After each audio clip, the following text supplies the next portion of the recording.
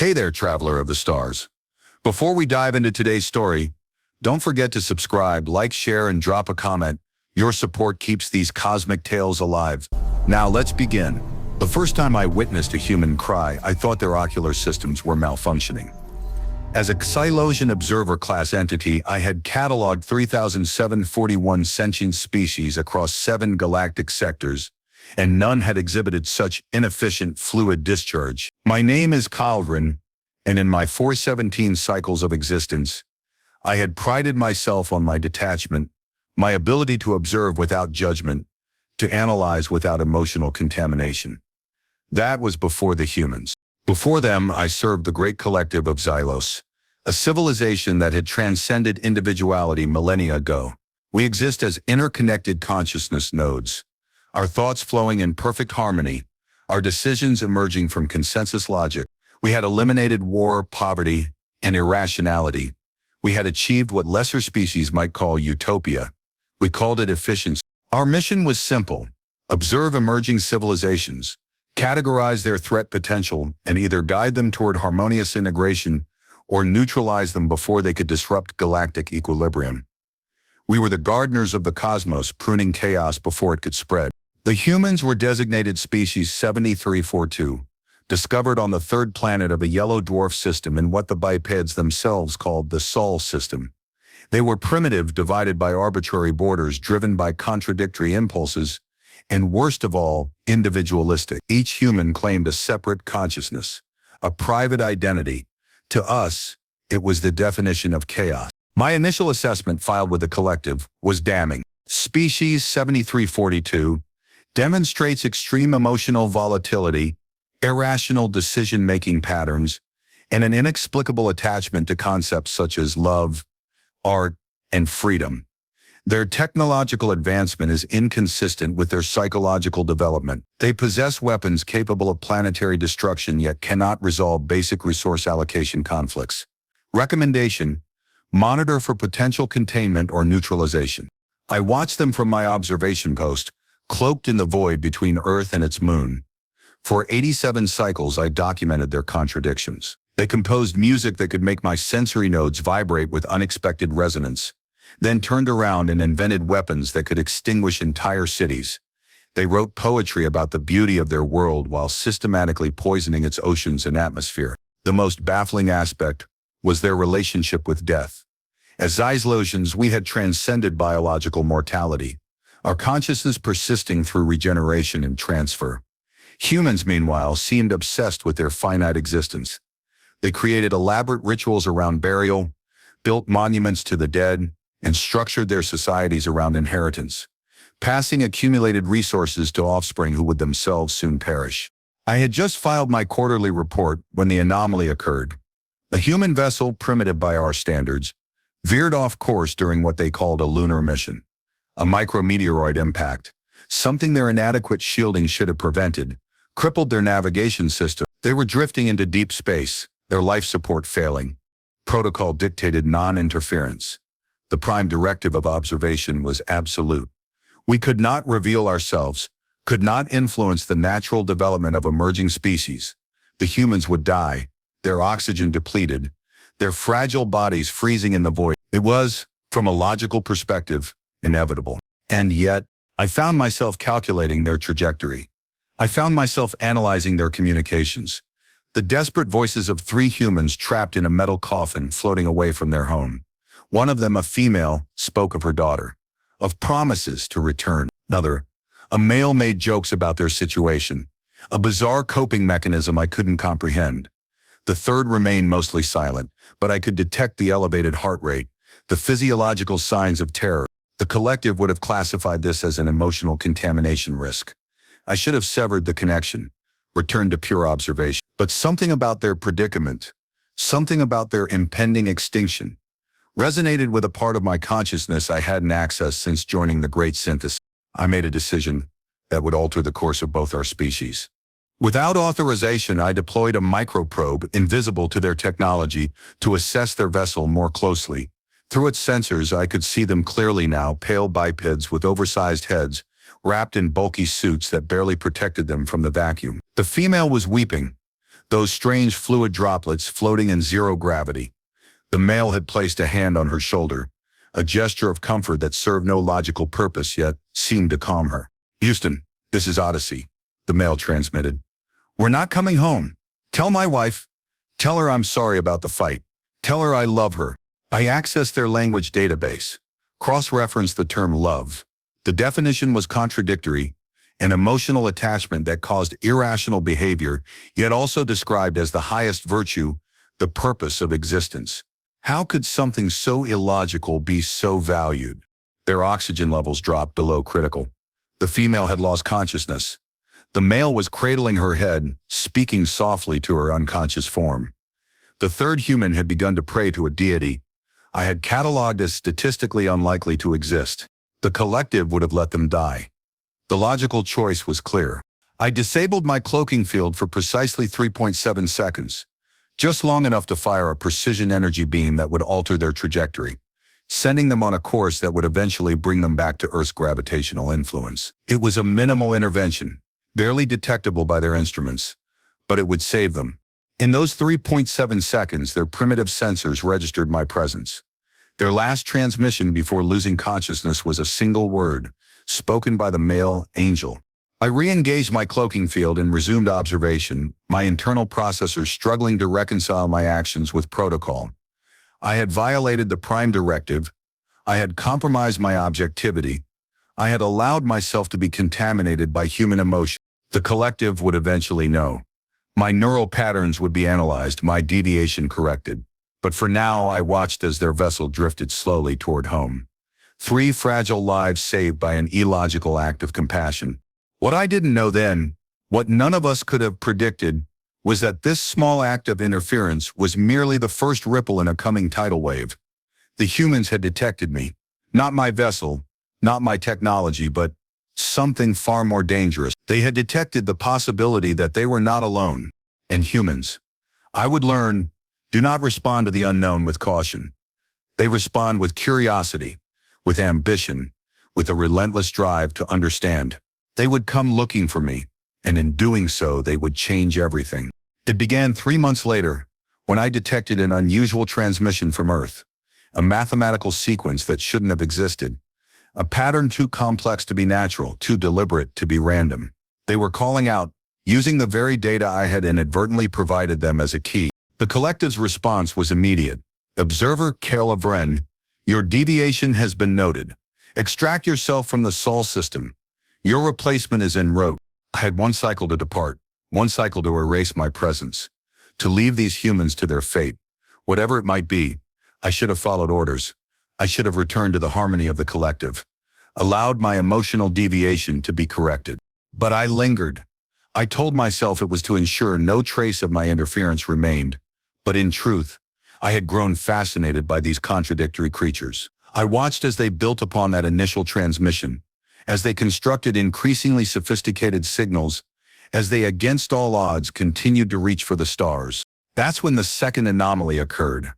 A vessel of human design, far more advanced than anything they should have possessed, broke Earth's orbit. It wasn't a government project. Those were still primitive, barely capable of reaching their moon. This was something else, something clandestine. I scanned the vessel, and what I discovered sent a ripple through my consciousness. It incorporated technology that shouldn't have been possible for them. Not Xylosian technology, nothing so advanced, but elements that suggested they had reverse-engineered something, that they had found a piece of my probe that had malfunctioned during the rescue. A fragment I hadn't realized was lost. They weren't just calling out anymore. They were coming. The vessel's trajectory was direct, aimed at my observation point. They had detected me somehow, not through technology I could understand, but through something else, something I could only describe as intuition, a distinctly human trait that defied logical explanation. I had a choice: depart as ordered, or stay and face the consequences of my deviation. I stayed. I told myself it was to contain the situation, to prevent further contamination, but even then I knew the truth. I was curious. The human vessel approached, its design elegant yet functional, clearly built for deep space exploration. It deployed a communication array, and this time the transmission wasn't mathematical. It was linguistic, in a dialect I had cataloged as English. spoken by a female voice that carried an unusual resonance. Unknown vessel. This is Captain Eva Rostova of the human starship Seeker. We know you're there. We mean you no harm. We want to talk. I should have remained silent. Protocol dictated that I not engage, that I allow them to conclude their presence was mistaken. But something in her voice, a quality I would later learn to recognize as hope, compelled me to respond. This is Observer Kael'vren of the Xylosian Collective. Your presence in this sector is unauthorized. Return to your planet. There was a pause. Then her voice returned, now carrying something I recognized as amusement. Well, Observer Kael'vren, we humans have never been very good at following orders. We've been trying to reach you for months. We have so many questions. The collective was monitoring this exchange. I could feel their disapproval through our neural link, a pressure in my consciousness that demanded compliance. Your questions are irrelevant. Your presence is a violation of Galactic protocol. Depart immediately. Another pause, longer this time. When she responded, her voice had changed, carrying an emotional weight I hadn't encountered before. Please, we know you saved the Odyssey crew. We know you're out there. We're not asking for technology or advantage. We just want to know we're not alone. The admission startled me. They shouldn't have known about the Odyssey, shouldn't have connected my presence to that rescue. Yet somehow, they had. Before I could formulate a response, another vessel appeared. Xylosian this time, my replacement arriving ahead of schedule. Its presence was an implicit command. My deviation had been deemed significant enough to warrant immediate intervention. The human vessel detected the new arrival immediately. There's another one, Captain Rostova transmitted. More advanced. They don't seem friendly. The Xylosian vessel broadcast a standard containment protocol, a sequence designed to disable primitive technology without causing harm to the occupants. It should have worked. It should have rendered the human vessel inert, allowed us to extract ourselves without further complication. It didn't work. The human ship responded with a countermeasure I couldn't have anticipated, a technology that shouldn't have existed based on principles I didn't recognize. It wasn't a weapon, not in the conventional sense. It was something else, something that resonated with the Xylosian vessel in a way that caused its systems to hesitate. For the first time in millennia, a Xylosian vessel had been effectively challenged by a lesser species. The collective's response was immediate and severe. Observer Kael'vren, your contamination has spread. You will remain in position. Containment protocols are now authorized. What happened next would forever change my understanding of the universe, of consciousness, of what it means to be alive. The human vessel transmitted a message, not to me, but to the Xylosian containment ship. It wasn't a warning or a threat. It was something else entirely, something I would later learn to call art. It was music, a complex arrangement of tones and rhythms that defied logical analysis, yet somehow communicated meaning on a level I couldn't quantify. The Xylosian vessel responded in a way no Xylosian craft had ever responded. It paused, its containment protocols disrupted by this illogical transmission. In that moment of hesitation, the human vessel did something unexpected. It didn't attack. It didn't flee. It projected an image, a visual representation of their species, their world, their histories, a narrative compressed into light and energy, telling the story of humanity in a way that bypassed language, that spoke directly to consciousness. I watched, mesmerized as images of human civilization unfolded. Their first steps on their world, their discoveries, their creations, their conflicts, their triumphs. I saw their art, their architecture, their music, their literature. I saw their capacity for destruction. Yes, but also their capacity for creation, for love, for sacrifice. The Xylosian vessel's containment field flickered, then stabilized. The collective's voice cut through my consciousness. This emotional manipulation is a contamination tactic. The human vessel must be neutralized. Before I could respond, before the containment ship could act, the human vessel transmitted something else, a single image, a single concept that would forever alter my understanding of existence. It was an image of a human hand reaching out, not in aggression but in connection. And with it came a concept I had never encountered, a word that would reshape my consciousness: friendship. The containment ship fired. Not a disabling beam as protocol dictated, but a weapon of destruction. The humans had been deemed too dangerous, too unpredictable to be allowed to exist. I acted without thought, without calculation. I moved my observation vessel between the containment ship and the human craft, deploying my shields at maximum capacity. The beam struck my ship, overwhelming systems designed for observation, not combat. Alarms screamed through my consciousness as my vessel disintegrated around me. The last thing I perceived before losing consciousness was the human vessel turning back, not fleeing to safety but moving toward my disintegrating ship. Captain Rostov's voice cut through the chaos. "Hold on, Kael'vren. We're coming for you." I awoke to sensations I hadn't experienced since before joining the collective. Pain, confusion, the awareness of a body separate from consciousness. I was in a medical facility of human design surrounded by beings I had once deemed primitive. Captain Eva Rostova stood beside my recovery pod, her expression carrying an emotional weight. I was only beginning to comprehend. "You're awake," she said, her voice soft. "You've been unconscious for 17 days. My neural link to the collective was severed. I was alone, truly alone. For the first time in centuries, the silence in my mind was deafening. "Where am I?" I transmitted, my vocal mechanism struggling to produce sounds I hadn't used in cycles. "You're on the Seeker," Rostova replied. "We managed to retrieve your escape pod before it was destroyed. You were badly damaged. We've been repairing you as best we can." I attempted to access the collective, to reconnect with the harmony I had always known. Nothing, just the vast, terrifying emptiness of individual consciousness. "A collective," I transmitted. "Are they?" "They retreated after destroying your ship," Rostova said. "We think they assumed you were dead. We haven't seen them since." The implications settled upon me. I was cut off, exiled, stranded among a species I had once deemed inferior. The irony was not lost on me. "Why?" I transmitted. "Why did you come back for me? Protocol would have dictated your escape." Rostova's expression shifted, conveying an emotion I would later learn to identify as compassion. "Because you saved our people. Because you stood between us and them. Because that's what humans do. We don't leave people behind." The concept was foreign to me. The collective would have deemed such action illogical, an unnecessary risk for no tangible benefit. Yet here I was, alive because of it. Over the following weeks, as my physical form healed, I began to learn about humanity, not as an observer but as a participant.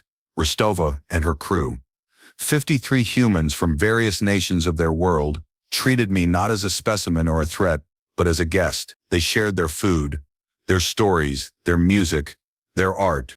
I learned that the Seeker was not a government vessel, but a private initiative, funded by a consortium of humans who had worked in secret for years, driven by the belief that humanity was not alone in the universe. They had found the fragment of my probe and reverse-engineered aspects of its technology not for military advantage but for exploration.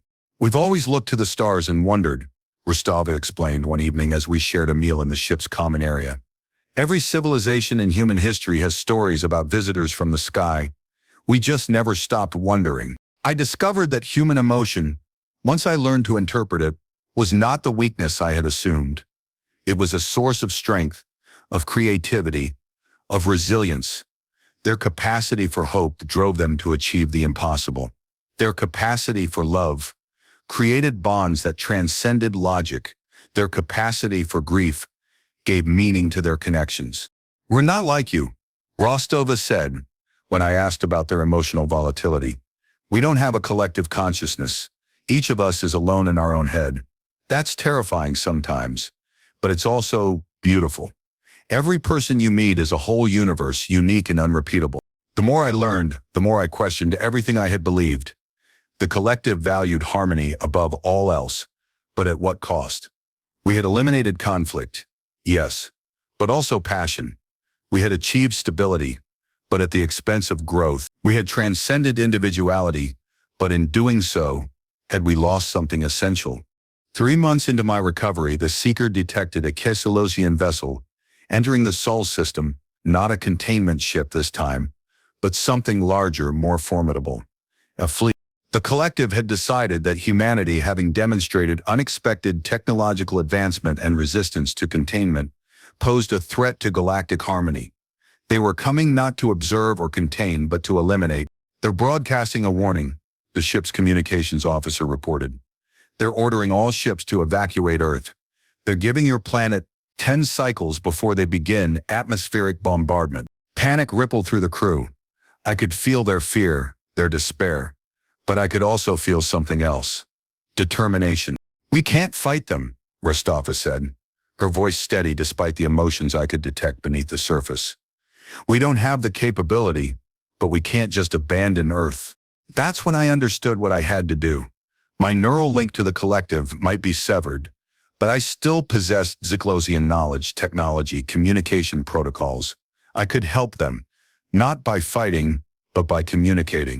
"I can interface with their systems," I transmitted, not as a member of the collective, but as a rogue signal. "I can broadcast something they won't expect, something that might make them hesitate." Rostova looked at me, her expression conveying a complex mix of emotions I was still learning to interpret. "What would you broadcast?" "The truth," I transmitted. "What I've learned about humanity. What I've learned about us." The crew worked frantically to modify their communication systems to interface with my Xylosian technology. As the fleet approached Earth, we prepared our transmission, not a weapon, not a defense, but something else entirely. As the Xylosian fleet took position around Earth, their weapons powering up, we began our broadcast. It wasn't a single message, but a complex transmission that combined the Xylosian communication protocols with distinctly human content. We broadcast music, the compositions of Bach, the innovations of jazz, the emotional resonance of folk songs from around the world. We broadcast images, human art, human architecture, human faces expressing every emotion imaginable. We broadcast words, poetry, philosophy, scientific discoveries, personal stories of love and loss and triumph. And we broadcast something else, my own experience, my transformation from detached observer to something more. My realization that harmony without individuality was stagnation, that logic without emotion was incompleteness, that the universe was richer and more complex than the collective had ever understood. For a moment, nothing happened. The Xylosian fleet maintained its position, weapons still powered. Then slowly, one by one, the weapons began to power down. The response came not as a transmission, but as a change in the fleet's configuration. They weren't leaving, but they weren't attacking either. They were waiting. A single vessel broke formation and approached the Seeker. It was different from the others. Not a warship, but something I recognized. A synthesis vessel designed for communication and consensus building. A transmission came through, not from the collective, but from an individual I recognized immediately. Kael'vren, my mentor, the one who had recommended me for the Observer Corps. "Kael'vren," the transmission began. "Your deviation has been noted. Your perspective has been enlightening. The collective has entered a state of reconsideration. We request dialogue." What followed was the most extraordinary negotiation in Xylosian history. A dialogue not between the collective and a lesser species, but between two different ways of existing. For days we talked, sharing perspectives, challenging assumptions, exploring possibilities. The humans participated fully, not as supplicants but as equals. Rostova and her crew brought insights that challenged Xylosian understanding, that revealed dimensions of existence the collective had never considered.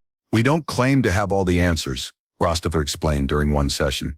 "We're flawed, contradictory, often irrational, but we're also resilient, creative, capable of growth. Maybe that's enough."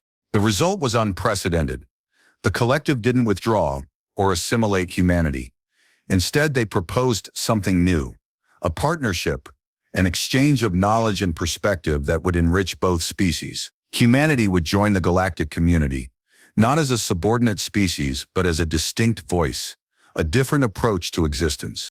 I was offered a choice: return to the collective for reintegration, or remain with the humans as a liaison, a bridge between our two ways of being. I chose to stay. Years have passed since that first encounter. The Seeker has become the flagship of a joint human Xylosian exploration initiative.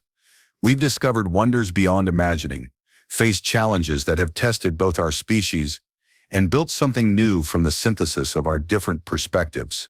I've learned to appreciate human emotion, not as a weakness, but as a different kind of intelligence, I've learned to value individuality, not as chaos, but as creativity.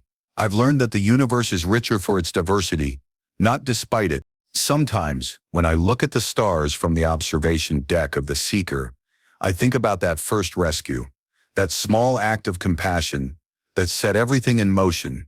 I think about the Odyssey crew, returning home to tell stories of an angel in the void. I think about Captain Rostova and her crew, who saw a stranger in danger and didn't hesitate to help.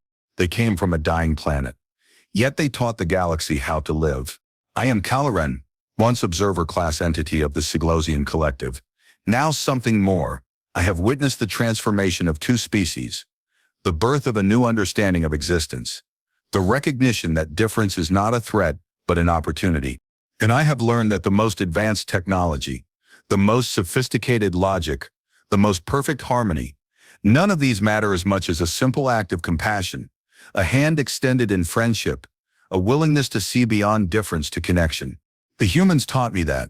They taught all of us that. And the universe is better for it.